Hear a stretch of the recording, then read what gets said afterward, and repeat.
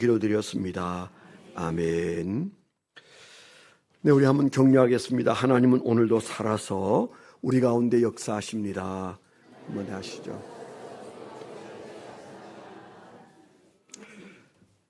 1837년에 세계 역사에 등장한 유명한 책 한 권이 있습니다. 우리가 교과서에서 익히 많이 들었던 책인데요. 프랑스 혁명이라는 책입니다. 저도 그 책을 읽어보지 않았습니다만은 우리가 살아오면서 시험 칠 때마다 기억하는 그 책입니다. 프랑스 혁명. 토마스 칼라일이라고 우리가 많이 귀에 익은 사람이 그 책을 썼습니다만은 그 책의 배경에 재미있는 얘기가 있지 않습니까? 이분이 아주 두문불출하고 아주 긴 세월 동안 그 대작을 집필을 했습니다. 집필가이면서 또 역사가인 그가 프랑스 혁명을 중심으로 이제 집필을 다 마치고는 이제 그것을 감수받기 위해서 그가 잘 알고 그 당대 너무 유명했던 존 스튜어트 밀이라는 사람에게 그 책을 들고 가서 그 원고를 들고 가서 수천 페이지 되는 그 원고를 좀 감수해 달라고 부탁을 하고 돌아왔습니다. 그런데 얼마 후에 아주 청천벽력 같은 말을 듣게 됐어요. 당신이 쓴 그 모든 원고가 사라지고 없다. 그런 얘기를 들었습니다.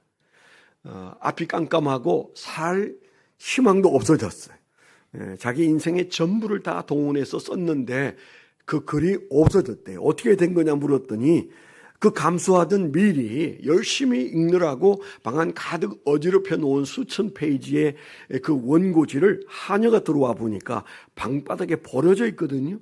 다 쓸어가지고 불태워버렸어요. 그리고는 잘했다고 생각했는데 밀이 잠에서 깨고 일어나 보니까 그 원고가 깔끔히 사라지고 없는 겁니다.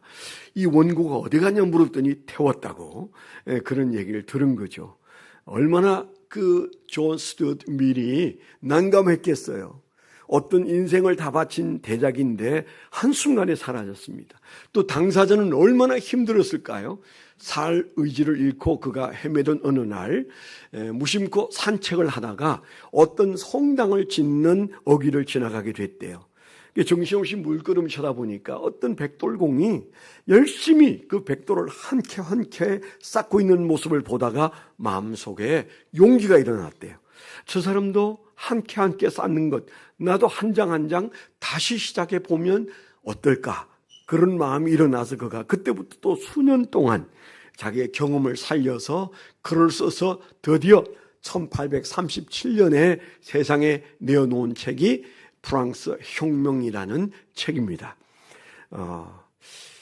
사실 오늘 우리가 읽은 창세기 3장에서 똑같은 얘기를 하고 있는 거예요. 하나님의 대작, 하나님이 세상을 만드시고 에덴 동산을 만드셔서 그게 아담과 하와를 이제 행복하게 살도록 마련해주고 기뻐하시고 즐거워했는데 뒤돌아보는 사이에 휴지가 돼버렸어요. 누군가에 의해서 완전히 망가뜨려져서 그 동산은 그대로인데 거기에 있는 사람은 그대로가 아니었어요. 하나님의 작품인 아담과 하와가 죄인이 되어버린 상황을 보면서 아주 난감해하는 모습을 우리가 창세기 3장에서 보고 있잖아요. 우리가 살아가는 인생에도 우리가 열심히 귀하게 여기는 멋진 작품이라고 생각하는 우리의 자녀들에게 어느 날 대적이 덤벼서 그 자녀를 무너뜨려서 정말 휴지처럼 만들어버리는 일들이 우리 주변에 너무 많고 우리 인생에 많이 있습니다. 그래서 잘 보면 열심히 우리가 애를 쓰는데도 우리의 대적이 덤벼들어서 망가뜨릴 수도 있고 심지어는 하녀처럼 그걸 대수롭지 않게 여기는 사람들이 그걸 불태워서 그냥 인생 전체가 걸려있는 그 책이, 그 글이 하루아침에 휴지가 되어서 타버리는 모습을 보세요. 에덴 동산에서도 하나님이 귀하게 여기는 것을 인생이 하찮게 여겨서 불태워버리듯 망가뜨려버리는 일과 함께 저와 여러분이 살아가는 인생에도 우리가 자칫 잘못하면 하나님이 귀하게 여기는 것들을 우리는 그걸 휴지 조각으로 여길 수 있습니다. 하나님이 귀하게 여기는 것을 귀하게 여기고 하나님이 천히 여기는 것을 천하게 여기는 분별력을 갖게 되기를 축원합니다. 무엇보다도 중요합니다. 얼마나 열심히 살고 있는가, 그것보다도 정말 중요한 것은 그 분별력, 하나님이 보시는 관점으로, 하나님의 심정으로 내 삶을 돌아보고 우리의 자녀를 돌아보고 그리고 내 직장을 돌아보고 이 나라를 돌아보고 이 시대를 돌아보는 그런 분별력을 갖는 것.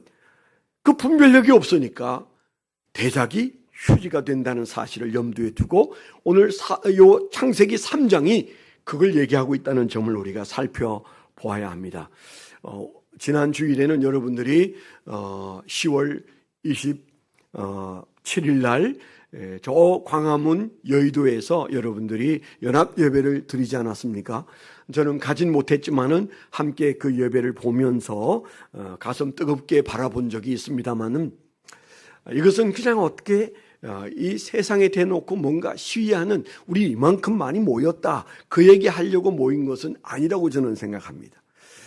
거기에 모여든 사람들의 마음은 하나님, 이 나라가 그리고 이 백성들이 우리가 가지고 있는 생각이 거룩한 하나님의 뜻을 받들지 못하고 하나님의 뜻을 휴지 조각으로 만들려고 하는 악한 사탄의 준동에서 이 나라를 건져 주십시오. 하나님 앞에 그렇게 간절히 기도하는 마음으로 그렇게 전국에서 많은 사람들이 마음을 같이하여 모이고 또 가지 못했어도 뜻을 모았다 그렇게 생각하면서 저는 과거 살아온 인생에 얼마나 많은 일들을 겪었겠습니까? 6.25도 직접 겪은 건 아니지만 6.25 때 태어나서 6.25가 어떤 것인지 잘 알고 4.19 데모를 하진 않았지만은 데모대 뒤를 따라가면서 구경하면서 이게 뭐지? 5.16도 마찬가지. 그리고 5.18이 일어나기 전에 저는 광화문에서 데모를 꽤 오랫동안 했던 사람이고 박정희 대통령이 득세하고 있을 때도 데모를 했던 사람입니다. 그러나 그런 모든 지나간 일들을 돌이켜볼 때 그런 건 문제도 아니구나. 정말 문제는 지금 우리가 직면하고 있구나. 우리가 이것을 대수롭지 않게 여기는 한 하나님은 우리 문제를 해결해 주시기가 참 어렵다. 인간들의 마음속에 하나님이 중요하다고 여기는 것을 우리가 가볍게 여기는 이런 사태 앞에 우리는 정신을 차려야 된다. 그런 생각을 하면서 지난번 설교에 이어서 오늘 비슷한 말씀으로 함께 은혜를 나누려고 합니다. 여러분 우리가 보는 에덴 동산, 우리가 창세기를 펼칠 때마다 느끼는 그 에덴 동산 얼마나 아름다워요. 하나님이 정성껏 만들어 놓은 에덴 동산 그리고 그 안에 아담과 하와 매우 아름답게 창조하셔서 평안이 깃들어져 있는 우리 마음속에 늘 그리워하는 그 에덴 동산에서 무슨 일이 벌어졌습니까? 그게 평화가 있었는데 그 평화가 어느 한순간 특별히 3장에서 산산조각 나고 말았습니다. 우리가 평화를 중요하게 여깁니다. 또 그리고 나름대로 우리가 평화롭다고 생각합니다. 그렇지만은 우리가 살아가는 동안에 경험하는 이 세상은 늘 불완전한 평화 때문에 두려워합니다. 심지어는 아무 문제 없는 잠을 자는 순간에도 우리는 무서운 꿈을 꾸기도 하고 염려 속에서 잠자리에 들기도 합니다. 우리가 살아온 인생이 그래요. 대한민국이 그랬습니다. 우리는 조금 면역이 되었다지만 그러나 면역된 게 아니라는 생각이 들어요. 여러분 이제 동남아시아나 외국에 나가면 많은 사람들이 우리에게 흉보입니다. 말합니다. 빨리빨리 그런 말들을 하면서 한국 사람이구나 그런 얘기를 저도 수없이 들었어요. 엄청 기분 나빠요. 그게 칭찬하는 말은 아니잖아요. 저 사람들은 뭐든 빨리빨리. 그래서 그 빨리빨리를 한국말은 그것밖에 모르나 봐요. 그래서 보고 빨리빨리 하는데 근데 사실 돌이켜보면 왜 우리는 이렇게 허겁지겁 살아가고 있습니까? 왜 빨리빨리를 외치면서 삽니까? 전 세계인들이 한국 사람들은 맨날 그 소리 한다. 그래서 잘 사는지는 몰라도 저 사람들은 별나다. 그런 생각으로 그들이 우리를 보고 있는 이유가 뭘까요? 우리도 모르게 뭐든 서둘고 있어요. 쫓기고 있어요. 불안해하고 있습니다. 불완전한 평화를 우리는 하루하루 살아가고 있어요. 지금도 여전히 우리는 북한에서 저 미사일이 남쪽으로 내려오면 우리의 삶의 안전은 다 무너질 것이다. 한 방이면 끝난다. 그런 생각을 저 사람들도 하지만 우리도 하고 있잖아요. 어쩌다 그래 보니까 우리가 무기를 잘 만들어서 이제는 전 유럽에 무기를 수출하는 방산 국가로 우뚝 서게는 됐습니다. 비극적인 얘기죠. 왜 무기가 많이 쌓여 있을까요? 불안하다는 얘기죠. 우리의 평화는 완전한 평화도 아니고 안전한 평화도 아니다. 그 말을 우리 스스로가 지금 하고 있는 거잖아요. 오늘 밤에 무슨 일이 있을지, 내일 무슨 일일지 모르는 그런 삶을 살고 있습니다. 에덴 동산에서의 아담과 하와의 평화가 불완전한 평화였어요. 누구 때문에 그랬습니까? 사탄 때문에 그랬습니다. 우리의 평안을 해치는 그게 누군지, 그 작은 여우가 누군지 우리는 잡아내야 돼요. 그걸 우리가 처단해야 돼요. 이겨야 돼요. 내 안에 있는 이 작은 불안은 어디로부터 오는가? 무엇으로부터 오는가? 우리가 그것을 붙잡아내고 예수님께서 말씀하신 말씀처럼 내 안에 있는 평안을 너에게 주노라. 세상이 줄 수 없는 평안을 주노라고 말씀하신 주님의 말씀이 깨달아지는 복된 날이 되시기를 축원합니다. 평안이 무너졌어요. 산산조각이 났습니다. 딱 한 가지 이유 때문이에요. 사탄 때문이었습니다. 오늘 말씀에는 뱀이라는 얘기가 나오고 있는데 사탄의 무엇 때문이었습니까? 오늘 말씀에 읽으면 이런 말씀이 나오죠. 1절에 보면 그런데 뱀은 여호와 하나님이 지으신 들짐승 중에 가장 간교하니라 그렇게 되어 있어요. 무엇 때문에 평안이 깨졌어요? 뱀으로 나타난 사탄 때문인데 사탄의 무엇 때문에 흔들렸습니까? 사탄이 뿔 달고 왔기 때문에 두려워하다가 무너진 거 아니에요. 사탄이 무엇 때문에 무너졌나 하면 간교함 때문이라 성경에 그렇게 되어 있어요. 여러분, 이 문제가 에덴 동산의 문제 아닙니다. 에덴 동산의 문제였던 그 문제는 여전히 저와 여러분의 인생에서 작동하고 있어요. 사탄은 그렇게 작동하고 있습니다.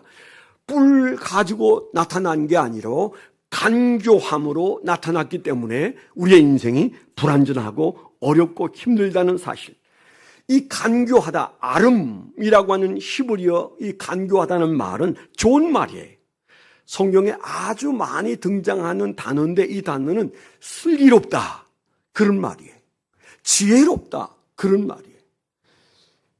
그런데 그 말이 여기에서는 우리가 들을 때도 금방 지혜롭다는 말로 해석하기 어려운 간교하다라는 단어로 번역이 되어 있어요.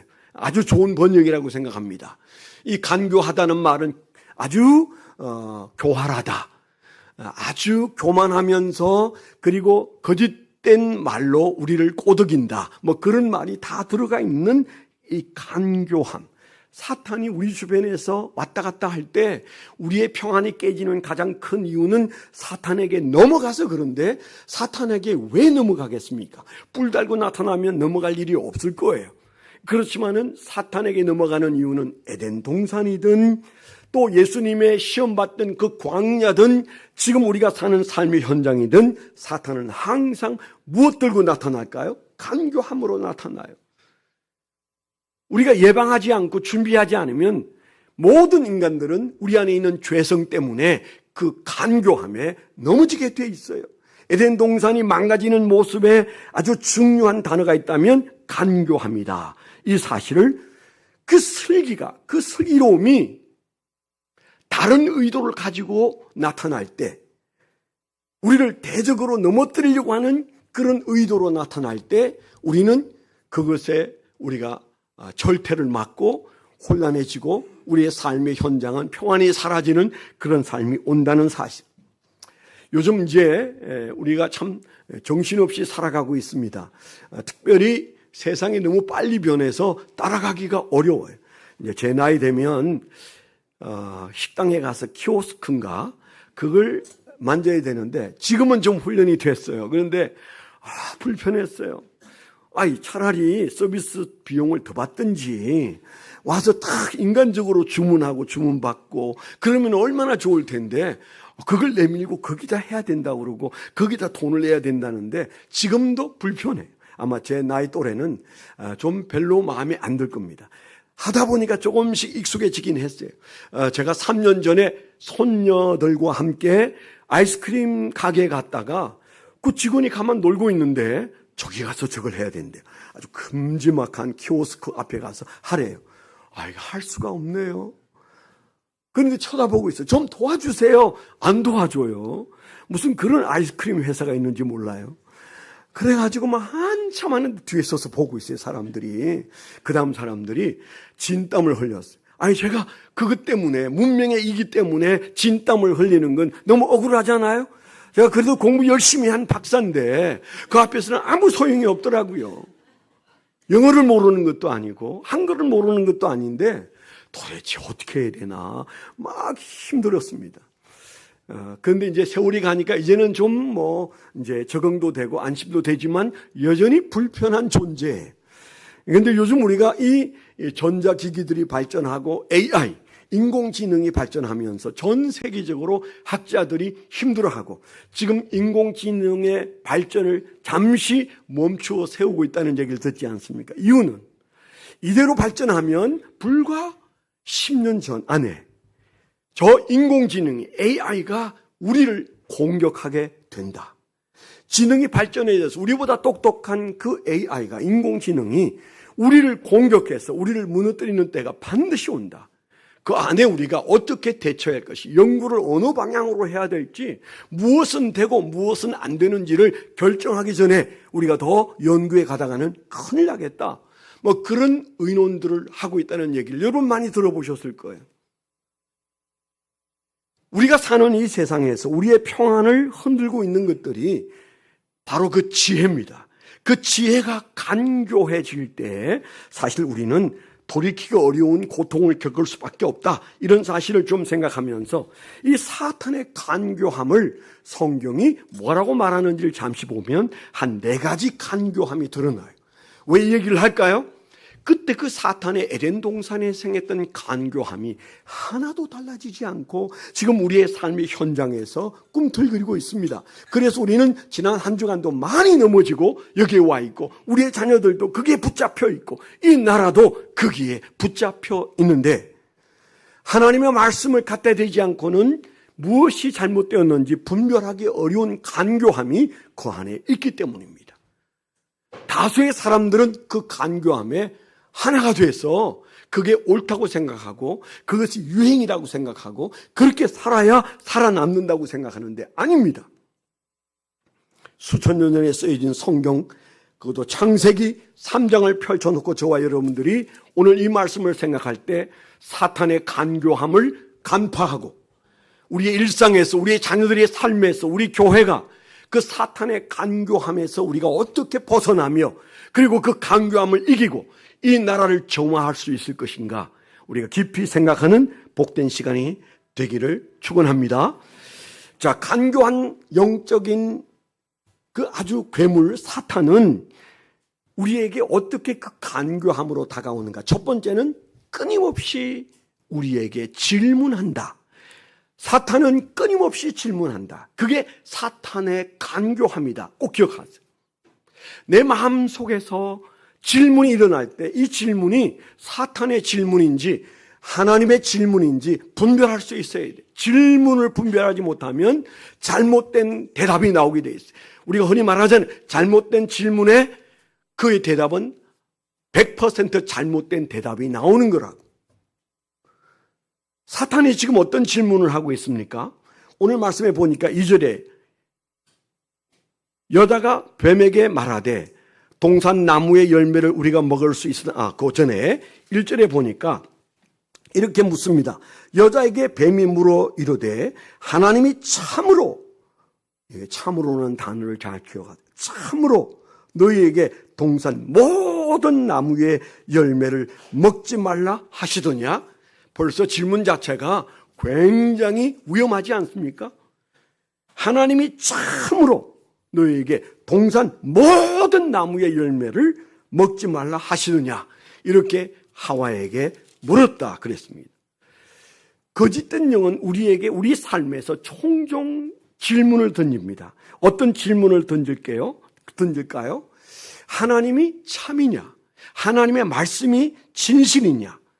우리가 그런 질문을 던지기 시작해서 내 삶에 되어지는 일들이 하나님이 계시다면 이럴 수 있을 것인가? 심지어 우리가 사람에게도 질문을 던집니다. 우리가 자식에게도 질문을 던지고 그리고 배우자에게도 질문을 던집니다. 물론 직접 말하지 않지만 그 마음속에 하는 질문들이 사탄이 꼬드겨서 우리에게 넣어준 질문이 많다는 사실을 꼭 기억하셔야 돼요. 자, 하와에게 말하는 이 질문이 하와를 한순간에 흔들었나. 사탄의 질문에 마음이 흔들렸던 하와처럼 우리가 이 한 주간도 사탄이 우리에게 여러 가지 질문을 던질 겁니다. 특별히 하나님에 대한 의혹을 우리에게 던져줄 거예요. 그래서 하나님에 대해서 우리가 회의하게 만들 겁니다. 그리고 하나님에 대하여 믿을 수 없다고 생각하고 왜 하나님은 내 기도에 응답하지 않는다고, 하나님이 내 환경을 왜 고쳐주지 않느냐고, 하나님이 계시다면 왜 세상이 이렇게 돌아가느냐고. 이 세상이 이렇게 돌아가는 것은 인간이 간교한 사탄에게 붙잡혀 있기 때문이지 하나님이 세상을 이렇게 운영하는 것 아닙니다. 그럼에도 불구하고 우리에게 사탄은 그런 질문을 퍼부어서 우리에게 대답하게 하는데 정신 못 차리면 하와 같은 대답을 하게 돼 있어요. 하와는 어떻게 대답했어요? 여기 보니까 동산 나무의 열매를 우리가 먹을 수 있으나 동산 중앙에 있는 나무의 열매는 하나님의 말씀에 너희는 먹지도 말고 만지지도 말라 너희가 죽을까 하노라 하셨느니라. 우리가 잘 아는 대로 얼마나 엉터리 암송이에요. 엉터리 질문에 엉터리 대답을 하고 있습니다. 하나님이 하신 말씀과 비슷해 보이지만 거기에는 얼마든지 시험할 수 있는 사탄의 시험거리가 그 안에 들어가 있어요. 하나님은 그렇게 말하지 않았어요. 동산 중앙에 있는 두 그루 중에 선악을 알게 하는 나무는 먹지 말라 정령 죽으리라 딱 그렇게 말씀하셨는데 뭔가 복잡해요. 암송이 아주 잘못되어 있어요. 그 암송이 잘못되어 있다는 말은 아마 그 하와가 외우는 암송은 여러분들이 외우는 것처럼 69절이 아니고 한 절이었을 겁니다. 그렇잖아요? 여러분들은 69절을 외우고 있으니 얼마나 위대합니까? 조금 걱정되나 본데 다 잊어버렸는데 그렇게 생각하시진 않는지요? 저도 많이 잊어버렸어요. 그래서 제가 제자 훈련할 때 딱 본을 보이고 싶은데 못해요. 엉터리로 암송을 할까 봐.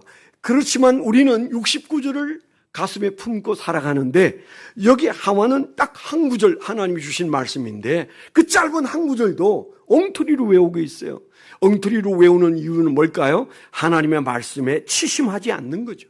말씀을 100% 믿고 그 말씀을 지키려고 애쓴다면 그것 한 절 못 외웠을까요? 그렇게 대답했을까요? 그런데 그가 그 질문에 그만 엉터리 대답을 하고 그리고 그 다음 단계로 넘어간다는 사실. 우리가 사탄의 질문 앞에 대답을 잘못하면 우리는 우리가 믿는 하나님을 다시 보게 되어 있어요. 다르게 보게 되어 있어요. 질문하는 사탄, 간교한 사탄의 책략에 넘어지지 않게 되기를 축원합니다. 두 번째 간교한 영 사탄은 우리를 위로한다는 사실을 기억하세요. 사탄이 우리를 위로합니다. 여러분, 사기당하는 사람들이 왜 사기당한다고 생각하세요? 사기당해보신 분 혹시 계시죠? 사기당하는 사람들은 흔히 말할 때 주변 사람들이 귀가 얇아서 그렇게 말합니다. 틀림없어요. 귀가 얇은 사람. 그 사람은 사기치는 사람들의 말에 홀딱 넘어가게 돼 있어요. 사탄이 말하는 것도 똑같습니다. 사기치는 사람들은 뭐든 내게 유익한 말을 해주게 돼 있어요. 나를 위로해주게 돼 있어요. 위로받고 싶은 우리에게 위로가 되는 말하는 사람을 조심해야 돼요. 그게 목사이든 목자이든 아니면 직장의 동료이든 나를 위로하는 사람이 말씀으로 위로하는지 아니면 뭘 얻어내기 위해서 발린 말로 위로하는지 잘 분별해야 돼요. 우리가 위로받다가 사기당하는 거예요. 사탄이 위로하다가 저 아담과 하와를 넘어뜨렸습니다. 위로가 문제예요. 위로가 중요하다고 생각하는데 우리는 여기에서도 저기에서도 위로받고 싶어 합니다. 술로도 위로받고 싶고 그리고 노름으로도 위로받고 싶고 그리고 세상 친구로도 위로받고 싶고 우리는 유행가로도 위로받고 싶고 심지어는 어떤 때는 우리가 좋은 음식으로도 위로받고 싶습니다. 괜찮아요. 우리가 늘 위로받아야 되는 삶을 살고 있기 때문에 누군가가 위로해 주어서 나를 알아주면 좋아요. 그렇지만은 모든 위로가 다 위로가 되는 것은 아니다. 사탄의 위로는 간교한 위로다. 우리가 적어도 분별력을 가지고 이 위로가 하나님이 주시는 위로인지 간교한 위로인지 분별하게 되는 은사가 우리 안에 있기를 축원합니다. 마태복음 4장에 보면 예수님이 성령에 이끌려 광야로 가셔서 공생애를 시작하기 전에 40일 동안 금식 기도를 하시고 그 다음에 나타난 게 뭐예요? 굶주려 계실 때 나타난 게 사탄이었어요. 이 간교한 영이 나타났어요. 그리고 뭐라고 그랬어요? 당신은 하나님의 아들로서 이 굶주림 앞에 허덕일 이유가 없다.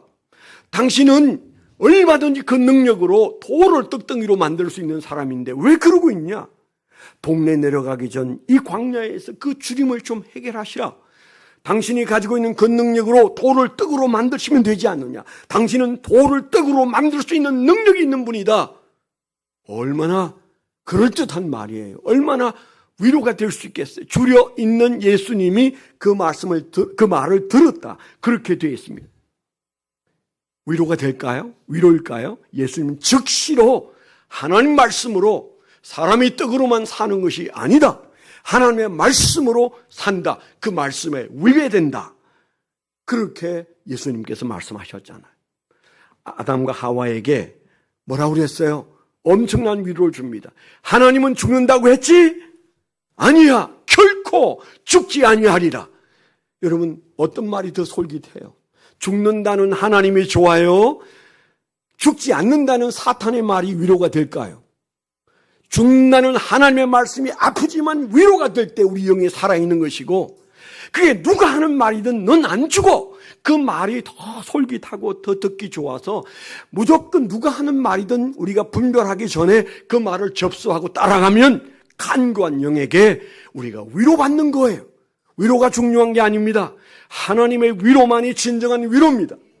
사탄에게 위로받지 마세요. 세상에 위로받지 마세요. 그 위로로 위로가 되지 않습니다. 나는 오직 하나님의 말씀으로만 위로받는다는 믿음을 갖게 되기를 축원합니다. 예수님도 배고픈 가운데 능히 하실 수 있는 거지만 예수님을 인정해주는 간교한 위로 앞에 말씀으로 대적했던 사실을 여러분 기억하셔야 됩니다. 이단들이 왜 그렇게 득세할까? 얼마 전에는, 며칠 전에는 그 신천지가 졸업식을 했다는 뉴스를 봤는데, 뭐 대단하더라고요. 뭐 저 북한에서 김정은이가 하는 마스게임처럼 아주 운동장에서 멋있게 하고 있는데, 그게 인터뷰를 하는 내용도 아주 듣기에 너무 마음에 걱정이 많이 되는 얘기였어요. 제가 교회 다닐 때는 전혀 못 느꼈는데 여기 오니까 너무 많은 진리를 깨달아서 좋다는 거예요. 이 진리가 참 진리인 것을 드디어 알았다는 거예요. 내가 그렇게 불쌍하게 살 뻔했는데 여기 와서 진리를 깨달으니까 너무 행복하다는 거예요. 야, 정말 젊은 사람들이, 늙은이는 별로 없어요. 잘 안 넘어가나 봐요, 노인네는. 근데 젊은이들이 그 학사모를 쓰고 그 졸업식을 하면서 수많은 사람들이 인터뷰를 하는데 기가 막혔습니다. 신천지가 사람들을 데려가는 가장 유명한 것 하나는 위로예요. 그들을 위로하는 겁니다. 딱 자기의 신분을 숨기고 위로하지 않습니까? 그렇게 위로를 하고 그 다음에 거짓된 진리를, 그 논리를 가공해 만든 그 이론가들이 논리를 만들어서 그 논리로, 기독교가 말하고 있는 논리를 딱 뒤집어서 그들이 말하는 사람이 넘어갈 만한 논리로 만들어서 사람들에게 말할 때 그 논리가 그럴듯하면 그런 줄 아는 이 이단의 행태, 그들이 뭐 한다는 게 위로하고 있습니다. 사탄이 위로하고 이단이 위로하고. 그래서 우리가 그런 위로의 마음이 빼앗기면, 예수님은 이기셨지만 우리는 그럴 때마다 넘어지게 되어 있습니다. 간교한 영 사탄은 우리를 위로한다. 꼭 기억하시기를 바랍니다. 세 번째, 간교한 영 사탄은 하나님을 공격합니다. 우리를 공격하는 게 아니에요. 하나님은 우리를 공격해도 사탄은 우리를 공격하지 않아요. 아니, 사탄이 우리를 공격하는 방법은 하나님을 공격하는 방법으로 우리 앞에 다가옵니다. 아주 간교하죠. 사탄이 뭐라고 말했습니까? 너희가 그것을 먹는 날에는 너희 눈이 밝아져 하나님과 같이 되어 선악을 알 줄 하나님이 아심이니라. 이 말을 들으면 하나님이 자기 유익을 위해서 그것을 못 먹게 했구나. 하나님과 같이 될까 봐 하나님께서 지금 엄용한 말을 하셨구나. 하나님이 아시기 때문에 그렇게 말했다는 말로 하나님을 모독하고 그리고 하나님을 공격하고 있습니다. 여러분, 우리가 정말 믿음이 좋으려면 나를 공격하는 것보다 하나님을 공격하는 자를 경계해야 합니다. 오늘날 전쟁터에 나타났던 다윗이 어린 소년이고 군대 갈 수 있는 나이도 아니었는데 임금 앞에 섰습니다. 나를 보내주십시오. 아무도 골리앗과 대적하려고 하지 않는 때, 그들의 형들도 눈만 끔뻑거리고 있을 때 사울의 칼도 들기 어려운 어린 소년이 나를 보내달라고 했어요. 이유는 단순했어요. 나를 모욕하는 게 아니라 하나님을 모욕하는 저 이방인을 나는 가만둘 수가 없다. 하나님에게 대적하는 그에 대한 분노가 그 마음속에 일어났어요. 여러분, 우리 안에 분노가 있어야 돼요. 그 분노는 하나님을 해치고 하나님을 욕하고 하나님을 모욕하고 하나님을 대적하는 자들에 대하여 우리 마음속에 분노가 일어나야 합니다. 근데 우리가 예수 믿다가 어느새 우리는 내 자신에 대한 많은 연민 때문에 누가 나를 공격하면 그것 때문에 잠 못 자고 그것 때문에 화나고 그것 때문에 교회 떠나고 그렇습니다. 그런데 하나님이 공격당해도 그냥 끔뻑끔뻑 쳐다보고 있어요. 그건 하나님과 사탄의 문제겠지? 아닙니다. 그런 문제 아니에요. 그가 지금 분명하게 하나님을 모독하고 있는데 하와가 그것을 깨닫지 못했습니다. 나를 모독하는 것 아니니까 나는 그냥 그런가 보다 이렇게 생각하니까 눈이 바뀌고 생각이 바뀌는 거죠. 예수님에게 그 마태복음 4장에 사탄이 뭐라고 그랬어요? 그 높은 성전에서 뛰어내리라 그랬어요. 뛰어내리라. 너가 뛰어내리면 죽지 않고 살 것 아니냐? 그러면 하나님하고 뭐가 필요 없다. 바로 당신이 하나님이 된다. 그래서 뛰어내리라고 말하지 않았겠습니까? 사탄이 자기를 추구하지 않았습니다. 하나님 없는 자리에서 너가 하나님 될 수 있는 절호의 기회다. 수많은 사람들이 지켜보는 가운데 저 성전에서 뛰어내리면, 그리고 사뿐히 내려닿는 당신의 모습을 사람들이 보면 당신은 그 순간에 하나님이 된다. 그렇게 말했잖아요. 안 죽는다. 하와 보고도 안 죽는다고 말하고 예수님 보고도 안 죽는다고 말하고 하나님 없이도 죽을 일이 없다고 말하는 이 말 앞에 예수님은 분연히 말씀으로 대적했어요. 여러분 마음속에 하나님이 위협받고 하나님이 모욕당하는 것 앞에 여러분 고통하십니까? 하늘에 계신 우리 아버지의 이름이 거룩히 여김을 받으시오며 날마다 우리가 주기도문하고 잠자리에 들면서 하나님의 이름이 거룩하지 못하고 땅에 밟히는 이 세상 속에서 여러분 우리 마음속에 주님으로 인한 마음 고통을 안고 잠자리에 들 때 그 잠이 하나님의 위로가 있는 잠이 될 줄 믿습니다. 하나님이 모욕을 당해도 이 세상에 온통 하나님이 없다고 말하고 하나님을 짓밟아도 우리가 아무 생각 없이 잠자리에 든다면 그것은 우리가 그 간교한 사탄의 공격 앞에 있는 하나님을 우리는 변명하지 못하는 믿음으로 살고 있는 것은 아닌가 우리 자신을 돌아보아야 합니다. 사탄은 우리를 공격하지 않습니다. 사탄은 우리 안에 있는 하나님을 사랑하지 못하도록 흔들어 놓습니다. 하나님을 믿는다면 우리의 믿음이 어디까지 가야 돼요? 사랑으로까지 가야 돼요. 나는 하나님을 믿습니다 해서 멈추면 사탄이 우리를 넘어뜨릴 수 있어요. 우리 어디까지 가야 될까요? 하나님을 사랑해야 돼요. 하나님을 사랑해야 돼요. 오래전에 제가 옛날 교회 새로 짓기 전에 3층 사택에서 시끄러워서 이렇게 밖을 내다보니까 사건이 하나 벌어졌는데 어떤 택시 기사와 트럭 운전사 간에 다툼이 생겼나 봐요. 저희 교회 앞으로 그 차 2대가 들어와서 대놓고 싸우고 있는데 그 옆에 키가 아주 작은 한 여인이 가방을 들고 서 있더라고요. 그래서 저 추럭과 추럭 옆에 타고 온 부인이 한패고 택시 운전기사가 혼자 2대1로 싸우는구나 이렇게 생각했는데 처음에는 그 부인이 가만히 있더라고요. 그래서 저 부인이 보고 있네. 두 사람이 막 맥살 잡고 막 소리 지르고 욕하고 그러는데 잠시 후에 사건이 벌어졌어요. 갑자기 그 여인이 가방을 내리더니 그 가방을 물맷돌처럼 흔들어가지고 택시기사를 때리기 시작합니다. 어느새 2대1로 변했어요. 근데 그 남자에게는 맥살 잡고 큰 소리 짓던 택시기사가 갑자기 수세로 변했어요. 그러더니 막 한 발 한 발 물러서더니 저만큼 도망을 갔어요. 그 여인이 따라가고 있어요. 남편은 서서 보고. 제가 보고 저 무슨 조합이지? 저 여자가 정말 용감하구나. 꼼짝 못하게 만드네. 그러니까 택시를 다시 끄집어내가지고 도망을 가더라고요. 제가 볼 때는 저 부부가 사랑하는 모습이 보기에 좋다. 정말 싸워서 저렇게 이겨야 돼. 누가 잘했는지는 제가 몰라요. 그렇지만은 그 모습은 위에서 볼 때는 멋있어 보였습니다. 부부는 저래야 돼.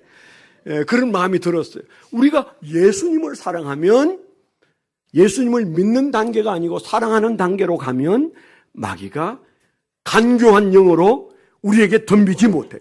우리가 믿는 하나님을 위협하지 못합니다. 우리 앞에 하나님은 결코 사탄의 노리개가 되지 않고 모욕의 대상이 되지 않도록 우리가 하나님을 공격하는 사탄을 잘 간파하게 되기를 축원합니다. 마지막 네 번째인데요. 네 번째는 간교한 영 사탄은 우리를 하나님이라고 치켜 세웁니다. 가장 심각한 문제, 이 에덴 동산에서 가장 결정적인 문제는 바로 이 네 번째인데요. 너희가 그것을 먹는 날에는 너희 눈이 밝아져 하나님과 같이 되어. 아담과 하와에게 준 사탄의 말이 결정적인 역할을 합니다. 뭐라고 합니까? 너도 하나님 될 수 있어. 그 말을 하잖아요. 사탄은 종종 우리를 하나님이라고 치켜 세웁니다. 거짓된 영은 거짓된 사랑으로 우리를 설득하게 되어 있어요. 여기 이 말은 지금부터 한 40년 전에 New Age Movement, New Age 운동이 나타날 때 그들이 내건 슬로건이 뭐였습니까? Man is God, Man is God. 사람이 하나님이다. 사람이 하나님이다. 당신이 하나님이다.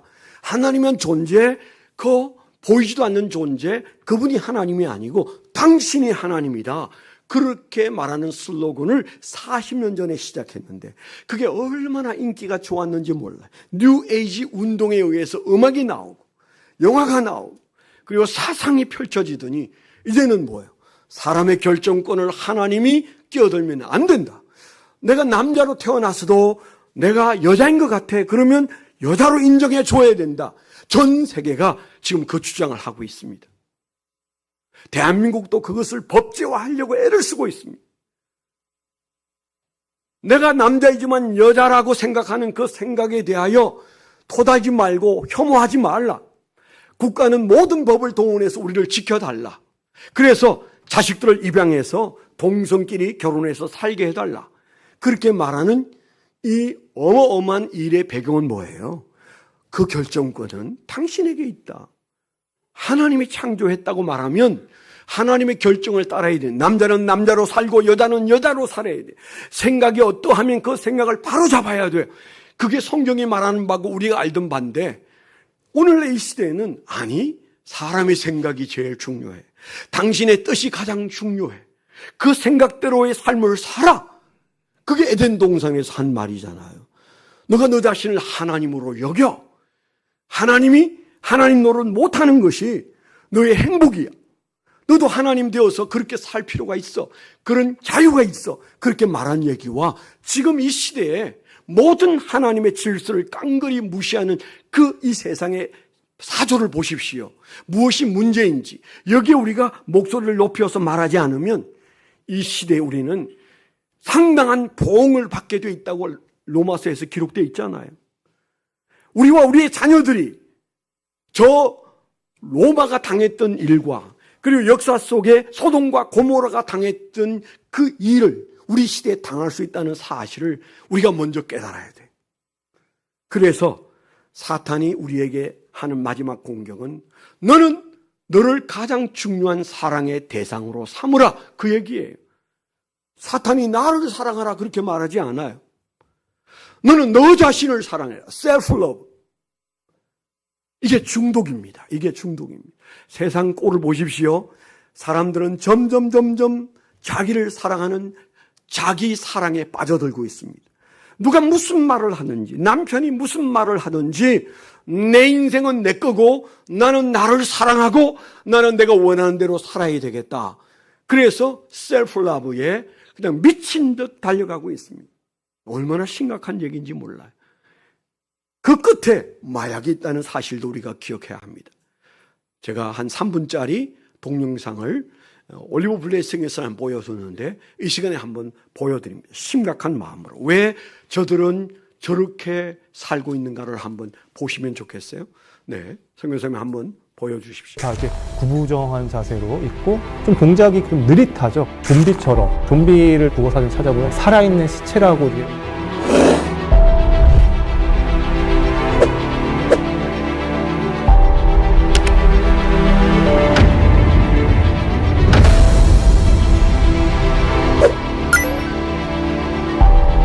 거의 뭐 정신 나간 어떤 이런 상태처럼, 그리고 약간 다리 한쪽은 구부려져 있고, 그리고 고개는 앞을 똑바로 주시하지 못하고 있고요. 우리가 마약, 특히 펜타닐을 복용을 하게 되면 이 펜타닐이 어떤 효과가 있냐면 근육이 경직되는 효과가 있어요. 근데 이게 사람마다, 펜타닐을 과다 복용한 사람마다 다 이렇게 나타나는 건 아니고 사람마다 다 틀린데, 결국 이렇게 허리를 갖다 숙이려면 어떻게 자기가 원해서 숙이는 게 아니라 허벅지랑 이 고관절에 있는 근육들이 강직이 와서, 그러니까 이완이 되고 수축하고 하는 게 이제 안 되고 딱 굳어져 버린 거예요. 자기도 원치 않게 이렇게 숙여지게 되는 거죠. 펜타닐이 지금 투여됐을 때 뇌신경에서 도파민을 갖다가 분비케 하는데요. 이 도파민이 어떤 역할을 하냐면요, 도파민의 양이 많고 적은 거에 따라서 우리 근육이 막 움직여요. 실제로 도파민의 양이 적어서 생기는 병이 있어요.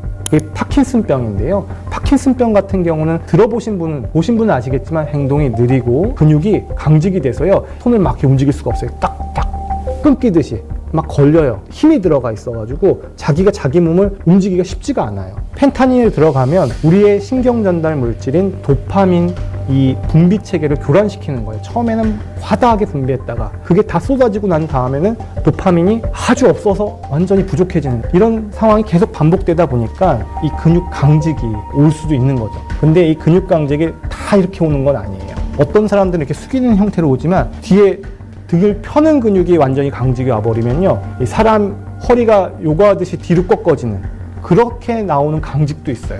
천천히 걷는 거나 서 있는 건 그럼 어떻게 가능하냐, 이런 데는 강직이 오면 쓰러져야 되는 거 아니냐, 이런 부분은 아직은 서 있을 정도, 지탱할 수 있을 정도의 의식은 있는 거예요. 그래도 지금 붙잡고 있죠. 여기서 보시면 손을 갖다 철조망을 붙잡고 그래도 어떻게든 서 있으려고 유지를 하는 거. 그러니까 지금 펜타닐이 지금 투여돼가지고 한참 그걸 지금 느끼고 있는 상태라 이렇게 볼 수가 있고요. 좀비라고 표현을 한 게 조금 적합할진 모르겠는데, 영어로는 시데이션 진정이라고 의학 용어로는 그러는데, 이런 상태가 되면은 의식이 전혀 없는 건 아니에요. 어떻게든 그냥 유지하려고 어떤 뇌의 기능 일부는 작동하는 거예요. 좀 다른 영상이죠? 허리를 구부리고 느린 행동이 아니에요. 지금 다리를 굽혔다 폈다 계속하고 있죠? 이 사람의 경우에는 펜타닐이 투약되고 나서 이미 그 효과가 좀 끊겨서 금단 증상이 나타나는 거예요. 금단 증상으로는 자기가 조절을 할 수가 없어요. 다리의 움직임을 조절할 수 없는 형태가 금단 증상의 어떤 하나의 대표적인 증상이거든요. 지금 다리를 갖다가 굽혔다 폈다 이리저리, 대신에 허리는 좀 구부정하게 있죠. 근육이 강직돼 있던 거가 이제는 조금 풀리면서 이상 운동, 이상 행동으로 이렇게 나타나는 거죠. 뇌의 도파민 체계가 다 붕괴되면서.